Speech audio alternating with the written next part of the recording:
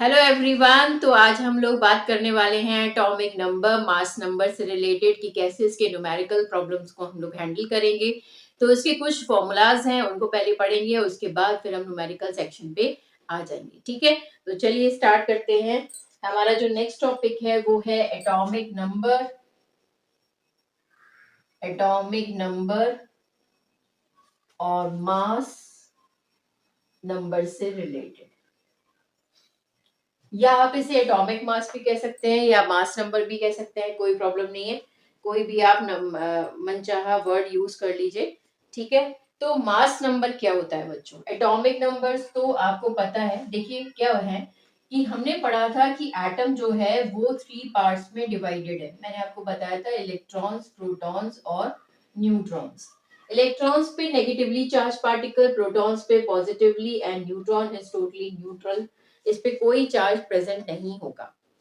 अब बात आती है कि एटॉमिक नंबर्स वो होते हैं जिसमें नंबर ऑफ प्रोटॉन्स सेम होते हैं। कहने का मतलब जितना एटॉमिक नंबर होगा उतने ही प्रोटॉन्स प्रेजेंट होंगे। ठीक है, atomic number is equal to number of protons in the nucleus. ये बात आप याद रखिएगा कि कोई भी नंबर ऑफ प्रोटॉन्स जो है एक एटम के अंदर, वही उसका एटॉमिक नंबर होगा। तो आप लिख सकते हैं एटॉमिक नंबर, इसे यहां लिख लीजिए साइड में। Atomic number equal to number of protons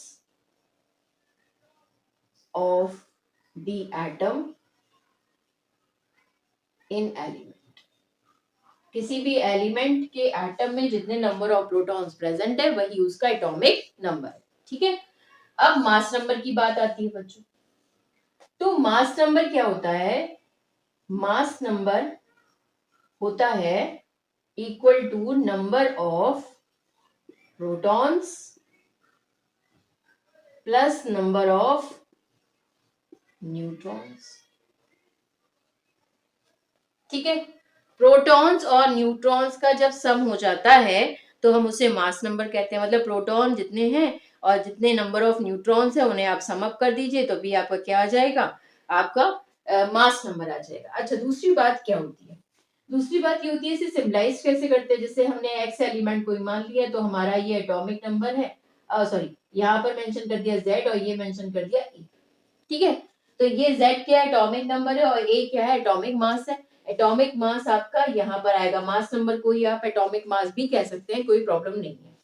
ठीक है, तो मास नंबर कह दीजिए, एटॉमिक मास कह दीजिए, बात एक ही है। एक एटॉमिक नंबर, क्योंकि वर्ड थोड़ी सेम सेम हो जाते हैं, जैसे एटॉमिक नंबर, एटॉमिक मास, इसलिए हम उसको यूज कर सकते हैं। मास नंबर कहना भी कोई गलत बात नहीं होगी, सही बात होगी। ठीक है, तो ये बात क्लियर हो गई कि एटम जो है वो 3 पार्ट्स में डिवाइडेड हो गया, इलेक्ट्रॉन, प्रोटॉन्स, न्यूट्रॉन्स। अब इलेक्ट्रॉन्स, प्रोटॉन, न्यूट्रॉन्स आपने ऐसे स्टडी करे थे कि भाई आपका न्यूक्लियस होता है तो उसमें प्रोटॉन और न्यूट्रॉन प्रेजेंट होते हैं, और इसके अराउंड इलेक्ट्रॉन्स रिवॉल्व कर रहे होते हैं।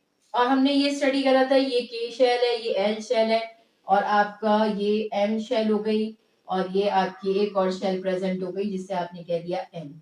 इसमें टोटल इलेक्ट्रॉन्स 2 होते हैं, इसमें 8 होते हैं, इसमें 18 होते हैं, और इसमें 32 होते हैं। जिसे मैंने फर्दर एक्सप्लेन किया था कि 18 को आप फर्दर क्या कर सकते हैं, डिवाइड कर सकते हैं 8 8 2 में, और यहाँ पर आप 4 टाइम्स क्या लिख सकते हैं, 8 लिख सकते हैं।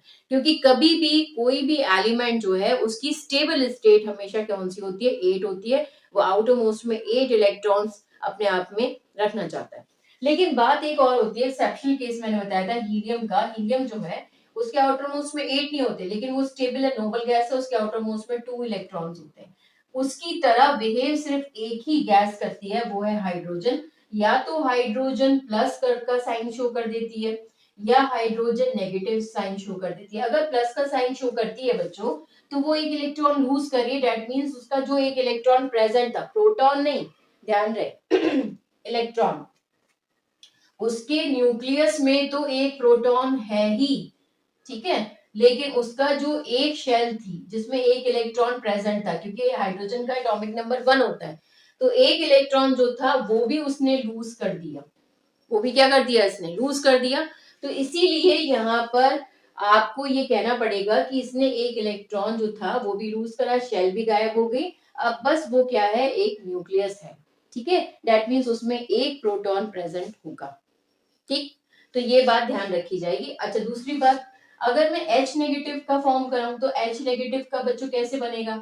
आपके पास एक प्रोटॉन है, देखिए या तो इलेक्ट्रॉन बढ़ता है या घटता है, इस बात से बिल्कुल मतलब नहीं होता कि उसके न्यूक्लियस में प्रोटॉन्स का नंबर बढ़ेगा या घटेगा, कोई मतलब नहीं है, वो अंदर नहीं एंट्री करते, बस वो बाहर की शेल से ऐड होते हैं या फिर वो आउट होते हैं। ठीक है, आपकी एक ही शेल है तो एक ही शेल बनानी चाहिए, तो हमने ये वाली शेल गायब कर दी। अब देखिए एक इलेक्ट्रॉन ऑलरेडी था और एक माइनस का साइन है तो एक इलेक्ट्रॉन और आ गया।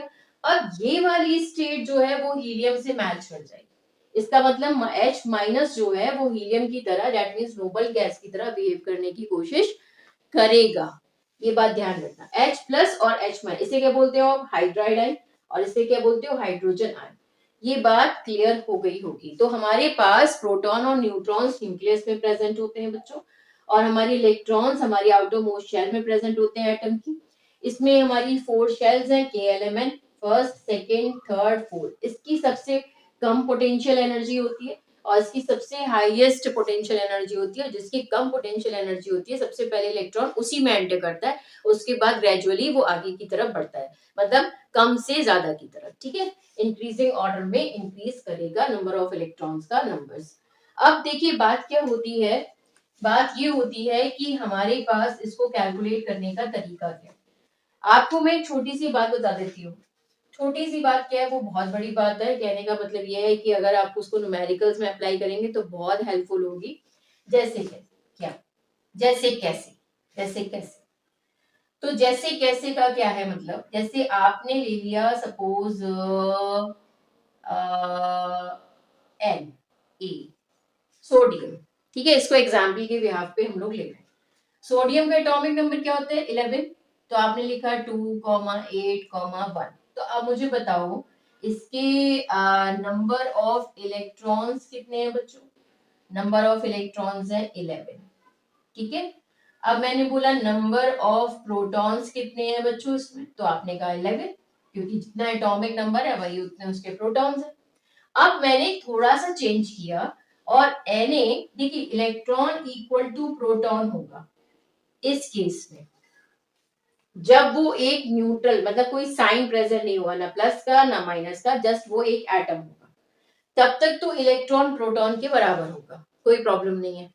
अगर 11 इसका है तो 11 इसका है, कोई प्रॉब्लम नहीं आने वाली। ठीक है, नंबर ऑफ इलेक्ट्रॉन्स के बिहाफ पर।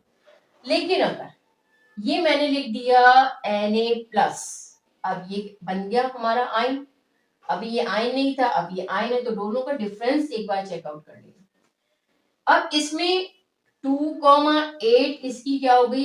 आपकी इलेक्ट्रॉनिक कॉन्फ़िगरेशन। अब बताओ नंबर ऑफ इलेक्ट्रॉन्स कितने होंगे बच्चों? एक निकल गया, तो भाई कितने हो गए टोटल? 10।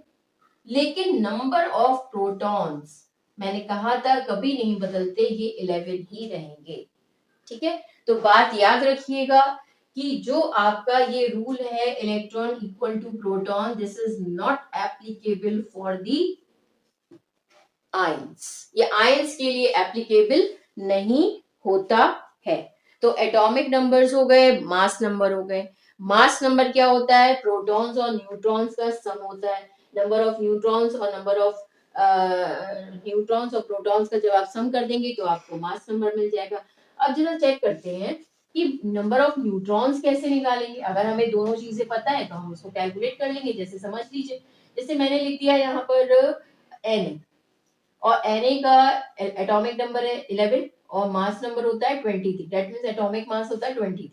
अब मुझे इसके नंबर ऑफ न्यूट्रॉन्स पता करने हैं, तो नंबर ऑफ न्यूट्रॉन्स पता करने का फॉर्मूला क्या है? ये से मैं शॉर्ट में A लिख दे रही हूँ, ठीक है, और ये नंबर ऑफ प्रोटॉन्स हो गए, नंबर ऑफ न्यूट्रॉन्स हो गए। तो मैंने इधर लिखा न्यूट्रॉन्स, न्यूट्रॉन्स इक्वल टू, अब बताइए मास नंबर में से नंबर ऑफ प्रोटॉन्स माइनस कर दें, क्योंकि ये इधर ट्रांसफर हो जाएगा, तो मास नंबर है A माइनस पी। ठीक है, A माइनस पी कर दिया मैंने। A क्या है आपका? एटॉमिक मास क्या है? 23, और P क्या है आपका? 11, दैट मींस प्रोटॉन कितने? 11, तो क्या वैल्यू आ गई? 12। तो 12 क्या है आपके? न्यूट्रॉन्स। तो इस तरीके से हम नंबर ऑफ न्यूट्रॉन्स को कैलकुलेट करते हैं, ये बात आपको याद रखनी है। Number of protons plus number of neutrons equal to mass number निकालना है तो आपको इस तरीके से कैलकुलेशन करनी पड़ेगी, a माइनस बी करके उसकी वैल्यू आप कैलकुलेट कर लेंगे, नंबर ऑफ न्यूट्रॉन्स आपके निकल आएंगे। क्लियर? कोई प्रॉब्लम इसमें? तो 2-3 फॉर्मूलाज बस आप याद रखिए, एक तो ये वाला फॉर्मूला आपको लर्न होना चाहिए, एक ये होना चाहिए, एक आपको इसी से कैलकुलेट हो जाएगा ये तो। और ये बात बहुत अच्छे से याद कर लीजिए कि electron equal to proton in neutral case, that means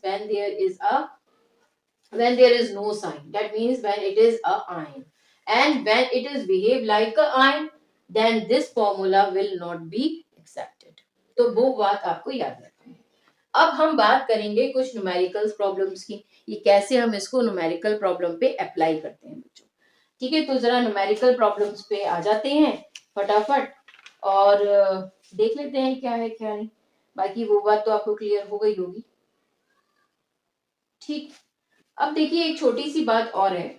छोटी सी बात क्या है कि नंबर ऑफ प्रोटॉन्स को हम एटॉमिक नंबर मान रहे थे। हमारे पास यह था कि भाई नंबर ऑफ प्रोटॉन्स ही हमारा क्या है, प्रोटॉन्स ही हमारा क्या है, एटॉमिक नंबर के बराबर है। तो अगर आप प्रोटॉन्स की जगह एटॉमिक नंबर लिखना चाहें तो भी कोई दिक्कत नहीं है, आप वो भी लिख सकते हैं। तो ये जो प्रोटॉन्स आपने लिखे हैं इसकी जगह आप क्या लिख सकते हैं, आप यहाँ पे लिख सकते हैं एटॉमिक नंबर। तो क्या हो गया formula, A equal to Z plus N. ये फॉर्मूला शॉर्ट में आप याद कर लीजिए। A is atomic mass, Z is atomic number. Atomic number is always equal to number of protons and N is a number of neutrons. Clear? तो ये formula आपको learn करना है। अब न्यूमेरिकल प्रॉब्लम्स पे आते हैं बच्चों। चलिए स्टार्ट करिए लिखना।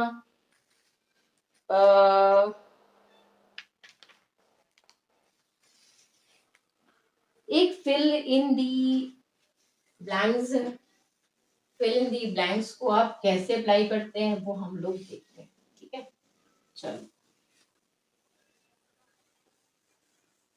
चलो चले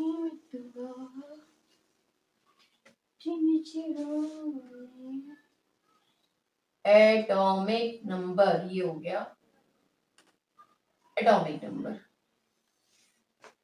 फिर है मास नंबर, मास नंबर, फिर प्रोटॉन्स, फिर न्यूट्रॉन्स और इलेक्ट्रॉन्स, न्यूट्रॉन्स और इलेक्ट्रॉन्स, और सिंबल भी बता देना है इनको, तो पता नहीं सिंबल भी बता दो। Atomic number 10। तो फर्स्ट क्वेश्चन देखते हैं बच्चों क्या है इससे रिलेटेड। तो फर्स्ट है क्वेश्चन में एटॉमिक नंबर है 10 और मास नंबर मेंशन है 22। ठीक है, तो मास नंबर है 22 और आपका जो बाकी चीज गिवन है वो आपके लिए प्रोटॉन, न्यूट्रॉन, इलेक्ट्रॉन्स बताने हैं और इसको सिंबल्स बताना है कि इसका सिंबल क्या होगा। ठीक है, तो जरा देख लेते हैं, एक बार चेक कर लेते हैं। देखिए एटॉमिक नंबर है, मास नंबर है, प्रोटॉन्स, न्यूट्रॉन्स है, इलेक्ट्रॉन्स है और सिंबल कैलकुलेट करना है। तो हमने पढ़ा है कि हमारा A equal to Z plus N होता है बच्चों। ठीक है, एटॉमिक मास हमारा कितना है, दैट मींस मास नंबर कितना है हमारे पास 22 और एटॉमिक नंबर कितना है हमारे पास 10। ठीक है, प्लस एन, तो क्या हो जाएगा 12, इसके क्या हो जाएंगे न्यूट्रॉन्स निकल आएंगे, तो हमने 12 ये लिख दिया। दूसरी बात हमने पढ़ा है कि जितने एटॉमिक नंबर होता है उतने ही प्रोटॉन होते हैं। ठीक है, और उतने ही क्या होते हैं इलेक्ट्रॉन्स भी होते हैं बच्चों। उसके लिए जिसमें वो आयन की तरह बिहेव ना करे, दैट मींस वो एक सिंपल एटम हो, ना उसमें कोई प्लस का साइन हो ना उसमें कोई माइनस का साइन हो, उस केस में जितना एटॉमिक नंबर है उतने उसके प्रोटॉन है उतने ही उसके इलेक्ट्रॉन्स हैं। ये बात हमें पता है। तो आपको ये सामने दिख रहा है कि एटॉमिक नंबर क्या है इसका, इसका एटॉमिक नंबर है 10, तो 10 ही इसके प्रोटॉन्स होंगे और 10 ही इसके इलेक्ट्रॉन्स होंगे। तो यहाँ पे सिंपली आप मेंशन कर दीजिए कि 10 प्रोटॉन है और 10 इलेक्ट्रॉन्स है। अब आपको ये पता है कि एटॉमिक नंबर 10 है तो इसका मतलब क्या है, वो कौन सा होगा सिंबल, वो होगा नियॉन। तो मेंशन कर दीजिए नियॉन। ये आपको पता होना चाहिए, 1 to 20 ये आपको लर्न होना चाहिए कि किसका एटॉमिक नंबर क्या है, किस एलिमेंट के बारे में बात हो रही है। ये फर्स्ट क्वेश्चन हो गया। अब मैं इसमें दूसरा क्वेश्चन और कंटिन्यू कर लेती हूँ। नंबर ऑफ प्रोटॉन्स 11 है, नंबर ऑफ न्यूट्रॉन्स 12 है। नंबर ऑफ प्रोटॉन्स 11 है, नंबर ऑफ न्यूट्रॉन्स 12 है, and mass number, atomic number, number of electrons और सिंबल पता करना है। बाकी ये सब चीजें ब्लैंक है, आपको फिल करनी है कि इसमें क्या आएगा। तो अब हम देखते हैं कि क्या हो सकता है। सामने हमने ये फॉर्मूला वही रखा, हमने इसे रब नहीं किया। तो देखिए प्रोटॉन्स है 11, जब प्रोटॉन 11 है दैट मीन्स उसका एटॉमिक नंबर क्या होगा, 11 ही होगा। अब प्रोटॉन्स है 11, कोई कैटाइन या एनाइन नहीं है, तो उसका मतलब ये 11 ही इलेक्ट्रॉन्स होंगे। अब मास नंबर आप निकालेंगे, दैट मीन्स ये कैलकुलेट कर लेंगे, तो क्या हो जाएगा, A इक्वल टू जेड कितना है आपका, जेड एटॉमिक नंबर 11, और आपके न्यूट्रॉन्स कितने हैं बच्चों, 12, तो ये क्या हो जाएगा, A इक्वल टू 23। तो यहाँ पर मास नंबर क्या आ गया, एटॉमिक मास क्या आ गया, 23, और आपको पता है कि 11 किसका एटॉमिक नंबर होता है, Na का, सोडियम का। ये आपने मेंशन कर दिया। तो आप ये चेक कर सकते हैं कि मैंने जो कॉन्सेप्ट आपको बताया उसकी एप्लीकेशन आपको अपने न्यूमेरिकल्स पे कैसे करनी है, अपने प्रॉब्लम्स पे कैसे उसको सॉल्व करना है। जब तक आप प्रॉब्लम्स करेंगे नहीं तब तक आपको ये आइडिया नहीं लगेगा कि हम उसको अप्लाई कैसे करें।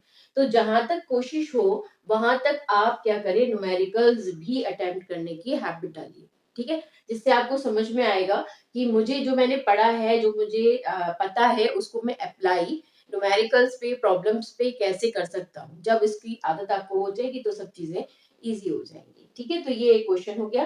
अब हम एक क्वेश्चन और करते हैं इसी से रिलेटेड, मैं इसे रब कर दे रही हूँ बच्चों।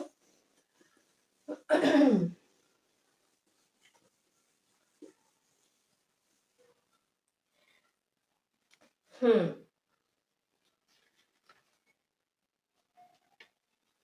थोड़ा इजी देते हैं या फिर थोड़ा टफ, बताइए। क्या करें, ठीक है। चलो थोड़ा सा इसमें एक पोर्शन ऐसा बना देते हैं जिसमें कि आपके कुछ क्वेश्चंस ज्यादा हो, और एक ही के बारे में बात हो रही है। जब एक ही के बारे में बात होती है तो आपको क्लियर हो जाएगा। चलिए देखते हैं, electronic configuration of an element, the electronic configuration, short में लिख दिया, of an element Z, of an element Z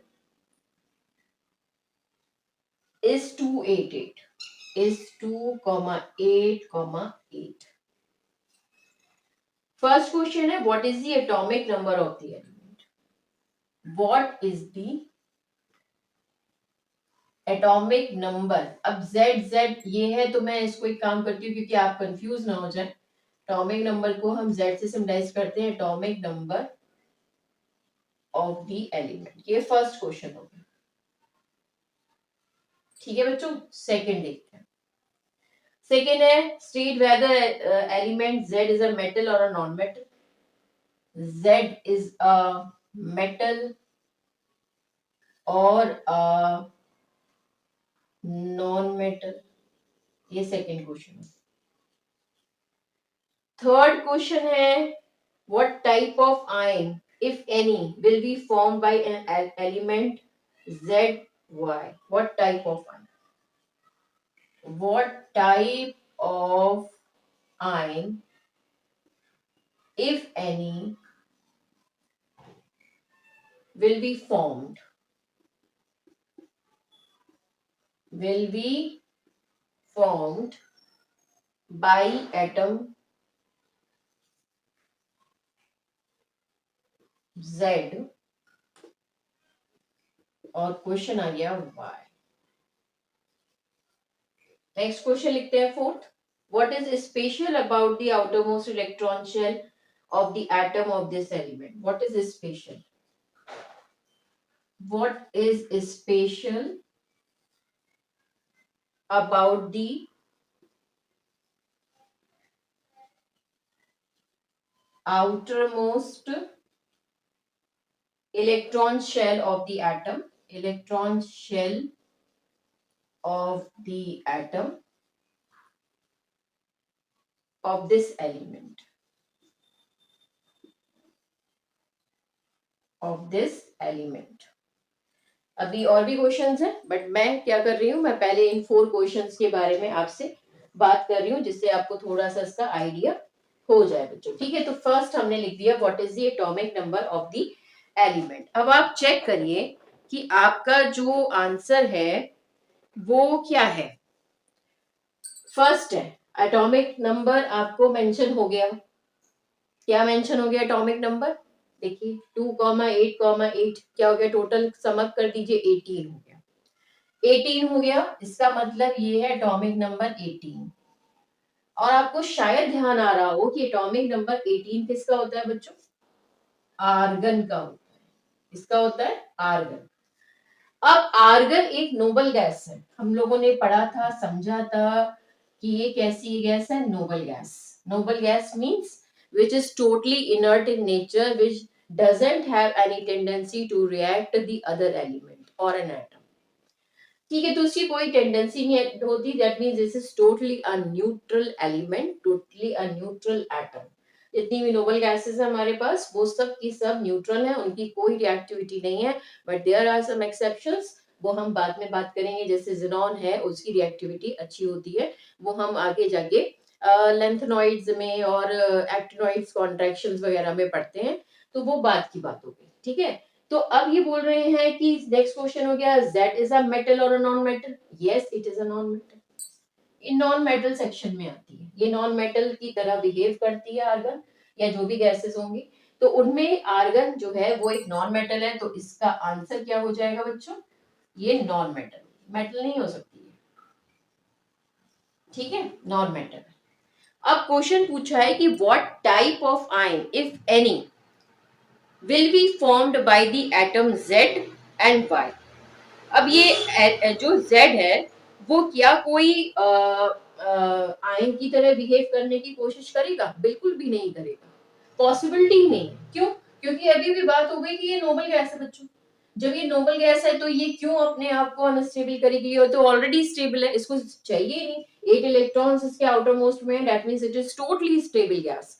तो यहाँ पर ये आंसर आप मेंशन करेंगे कि it is a noble gas, it doesn't have any tendency to accept the electrons. तो इसमें आंसर लिख दीजिए कि this gas will not form any type of ion because it has 8 electrons in the outermost shell। बस इतना आपको mention करना है। ये आंसर मैंने आपको वर्बली बोल दिया है, आप इसको अपने वर्ड्स में मेंशन कर लीजिएगा। अब बात आती है what is special about the outermost electron shell of the atom of this element. क्या स्पेशल है इसके बारे में? क्या आप देख रहे हैं कि इसमें स्पेशल है? बताइए, बताइए कोई स्पेशलिटी है? बिल्कुल स्पेशलिटी है, 8 इलेक्ट्रॉन्स कंप्लीटली फिल्ड, यही तो स्पेशलिटी है इसकी। तो यहाँ पर ये है, ये कंप्लीटली क्या है, कंप्लीटली फिल्ड शेल है, ये इसकी स्पेशलिटी। और कंप्लीटली फिल्ड शेल है, that means it behave like a noble gas. ये नोबल गैस की तरह बिहेव करेगी, ये तो नोबल गैस है ही, इसीलिए ये नोबल गैस की तरह बिहेव करेगी। ठीक है, तो ये बात हो गई कि हमने एक क्वेश्चन दे दिया आपको, और उस क्वेश्चन पे हमने आपसे कुछ 5-6 क्वेश्चंस और पूछ लिए, उसके पार्ट्स बना लिए, तो हमने इसमें डिटेल में आपसे उसके बारे में पूरी बात पूछ ली। ठीक है, अब इसके 2 पार्ट्स और हैं। नेक्स्ट पार्ट क्या है बच्चों? नेक्स्ट पार्ट है, मैं अभी आपको मेंशन कराती हूँ, give the name and symbol of the element Z। अब आपको इसका सिंबल बताना है और इसका एलिमेंट का नेम बताना है, बिल्कुल क्लियर बात है यहाँ से। तो अब सिंबल क्या है बच्चों?